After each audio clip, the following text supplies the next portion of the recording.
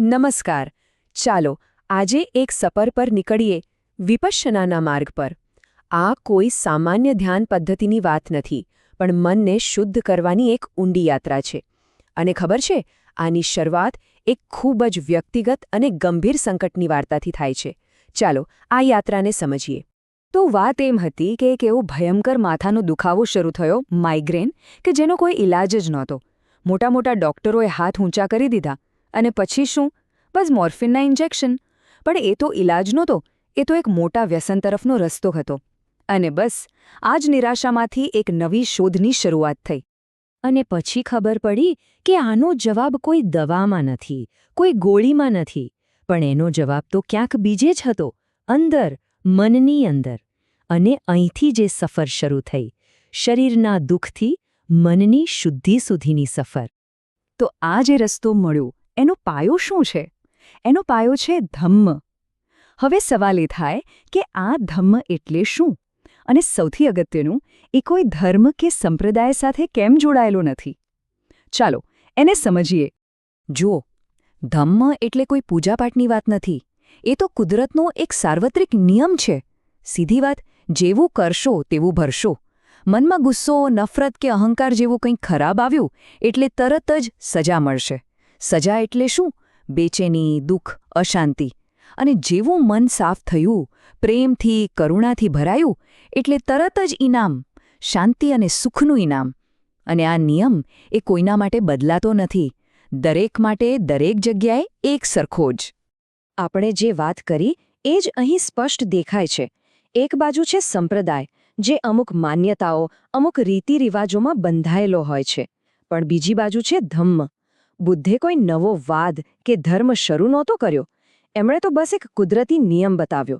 અહીં કોઈ મૂર્તિ કે કોઈ ખાસ નામની વાત નથી. વાત છે ફક્ત ને ફક્ત મનને શુદ્ધ કરવાની, અંદર જે કચરો ભરાયો છે એને સાફ કરવાની. અને આ કામ તો કોઈ પણ કરી શકે, ખરું ને? સારું, તો વાત તો સમજાઈ કે મનને શુદ્ધ કરવાનું છે. પણ કરવાનું કઈ રીતે? એનો કોઈ રસ્તો તો હશે ને? હા, બિલકુલ છે. આ આખો માર્ગ 3 મજબૂત પાયા પર ઊભો છે. જાણે કે 3 પગથિયા જે આપણને ધીમે ધીમે ઊંડાણમાં લઈ જાય છે. તો આ 3 પગથિયા કયા છે? ચાલો જોઈએ. સૌથી પહેલું અને સૌથી જરૂરી છે શીલ, એટલે કે નૈતિકતા. કોઈને નુકસાન ન પહોંચાડવું, જૂઠું ન બોલવું, ચોરી ન કરવી, નશો ન કરવો, એકદમ સાદું શુદ્ધ જીવન. આ પાયો મજબૂત થાય પછી જ બીજું પગથિયું આવે છે સમાધિ. આમાં શું કરવાનું? બસ પોતાના શ્વાસ પર ધ્યાન આપવાનું. મન જે આમ તેમ ભટકે છે ને એને શાંત કરવાનું. અને જ્યારે મન શાંત થાય ત્યારે આવે છે ત્રીજું અને અંતિમ પગથિયું પ્રજ્ઞા, એટલે કે સાચું જ્ઞાન, સાચી સમજ. આમાં આપણે શરીર પર થતી સંવેદનાઓને જોતા શીખીએ છીએ. એક વાત અહીં ખાસ સમજવા જેવી છે. આ જે પહેલું પગથિયું છે ને શીલ, એ કોઈ ઓપ્શન નથી. એ તો પાયો છે, ફાઉન્ડેશન. તમે વિચારો, જો મકાનનો પાયો જ નબળો હોય તો એના પર માળ ચડાવી શકાય? ના જ ચડાવી શકાય. બસ એવું જ અહીં છે. જો જીવનમાં નૈતિકતા જ નહીં હોય તો મન સતત ગંદુ થતું રહેશે. અને એવા ગંદા મનથી ધ્યાન કે જ્ઞાનની વાત કરવી એ અશક્ય છે. એટલે પાયો તો એકદમ મજબૂત જ હોવો જોઈએ. ઓકે, તો હવે આપણે આખી ટેકનિકના સૌથી મુખ્ય, સૌથી રહસ્યમય ભાગ પર આવીએ છીએ, એનું હૃદય. અને એ છે શરીર પર થતી સંવેદનાઓ. હા, આપણી બોડી સેન્સેશન્સ. આ જે ચાવી છે જે દુઃખના આખા ચક્રમાંથી બહાર નીકળવાનો દરવાજો ખોલી શકે છે. ચાલો એક સવાલ વિચારીએ. બાળ કંઈક થાય છે, કોઈ કંઈક બોલે છે, અથવા આપણને કંઈક ગમતું દેખાય છે, અને તરત જ આપણા મનમાં ગમો કે અણગમો પેદા થઈ જાય છે. પણ આ બંનેની વચ્ચે શું થાય છે? બહારની ઘટના અને અંદરની પ્રતિક્રિયા, આ બંનેની વચ્ચે એક કડી છે જે આપણને દેખાતી નથી. એ ખૂટતી કડી કઈ છે? અને એ ખૂટતી કડી છે સંવેદના. સાંભળવામાં કદાચ સામાન્ય લાગે, પણ આ જ રહસ્ય છે. જ્યારે પણ આપણી કોઈપણ ઇન્દ્રિય બહારની દુનિયાના સંપર્કમાં આવે છે ને, ત્યારે શરીર પર તરત જ એક સંવેદના થાય છે. કાં તો સારી લાગે, કાં તો ખરાબ. અને આપણું મન એ આ સંવેદના પર તરત જ પ્રતિક્રિયા આપી દે છે. સારી સંવેદના થઈ તો આ જોઈએ, હજુ જોઈએનો રાગ. અને ખરાબ થઈ તો આ ન જોઈએ, દૂર કરો, નો દ્વેષ. બસ આ રાગ દ્વેષની જે આદત પડી ગઈ છે ને, એ જ બધા દુઃખનું મૂળ છે. તો વિપશ્યના શું કરે છે એ બસ આ પ્રતિક્રિયા કરવાની આદતને તોડે છે. એ શીખવે છે કે જો સંવેદના થઈ, ભલે થઈ, એને બસ જુઓ, એના પર રાગ કે દ્વેષ ન કરો. કારણ કે સત્ય શું છે? સત્ય એ છે કે કોઈ પણ સંવેદના કાયમ રહેતી નથી, એ આવે છે અને જાય છે.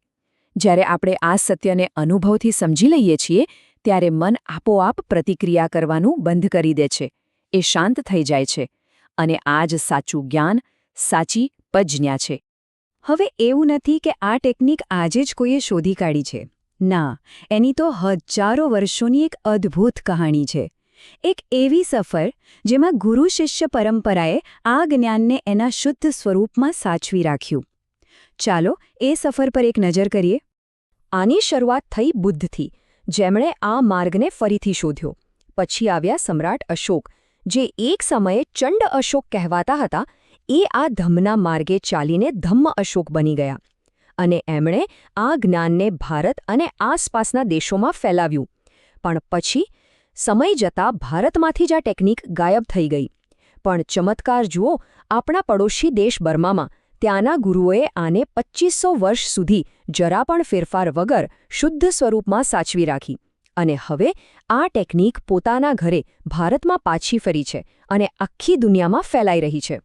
મારા ગુરુ કહેતા હતા, આ શબ્દોમાં એક ઊંડી ભાવના છુપાયેલી છે. જાણે કે એક ભવિષ્યવાણી કે 2500 વર્ષ પછી સમય પાકશે અને વિપશ્યનાની ઘડિયાળ વાગશે અને પછી એને ફેલાવવાનું જ છે. એને કોઈ રોકી નહીં શકે. અને આજે આપણે જે જોઈ રહ્યા છીએ, આખા વિશ્વમાં એનો જે પ્રસાર થઈ રહ્યો છે, એ આ વાતની સાબિતી છે. તો આ આખી વાતનો સાર શું છે? એક છેલ્લો સવાલ. જો આપણા બધા દુઃખનું મૂળ કારણ ફક્ત એક જ આદત હોય, સંવેદનાઓ પર વિચાર્યા વગર પ્રતિક્રિયા આપવાની આદત, તો શું ફક્ત એને જોવાનું શીખી લેવાથી, ફક્ત એના સાક્ષી બનવાથી આખી રમત બદલાઈ શકે? અને જો એવું થાય, તો જીવનમાં કેટલો મોટો, કેટલો સકારાત્મક ફેરફાર આવી શકે? બસ આ પ્રશ્ન સાથે આ અમૂલ્ય જ્ઞાન પર મનન કરવા જેવું છે.